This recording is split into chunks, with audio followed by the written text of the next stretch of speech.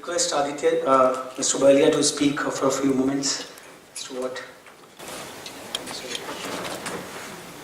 I will, thank you very much for this amazing honor. I would just like to make a couple of simple points. I know there are many of my senior colleagues who would probably say a lot more that I would say now, so I'll keep it very brief. The first thing is one of the greatest challenges that is facing India right now is that every month we are adding 1 million young people to our workforce. That's about 12 million a year. This is the government's figures. That means every year 2 Singapores is searching for a job. This is an astounding number. Our entire economy growing at 7% presumably will only create 3 million jobs. So you have to really ask yourself what happens to those pending 9 million young people every year who have a huge number of aspirations. The second point which I'd like to make is that higher education across the world, and especially in India, is going under a massive existential crisis.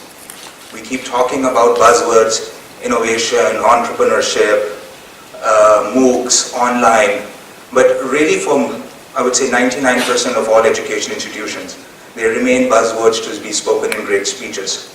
Very few people can actually talk about how are they actually changing their curriculum and academic system on the ground to really deliver on those.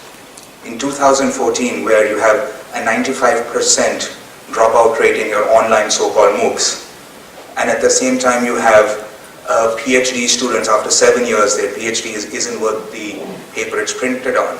There's never been such a big gap between the promise of quality education and the ability for us to deliver on it. The third thing is, for me, which makes, and which is why I love Engineering Watch and the amazing work that they've been doing. Often there is what I call for India at least, there is sort of the Delhi-centric approach, whereas the thought that a few people sitting in closed offices in Delhi or in a state capital can decide the regulations, rules and systems that is best for everybody around the world, and at least for India. And I'm not sure where this arrogance comes from. And I think in the next 10 years, it will be local solutions decided by local people, which will really solve India's problems, but really aided with the amazing things that all of us have achieved and best practices that are spreading. So I don't mean to sound as a doomsday soothsayer, but what I do want to say is that India in the next 10 years has a lot of catching up to do. And that puts an extraordinary burden on all the amazing people here, is to step up and take our education system to the next level. Thank you very much.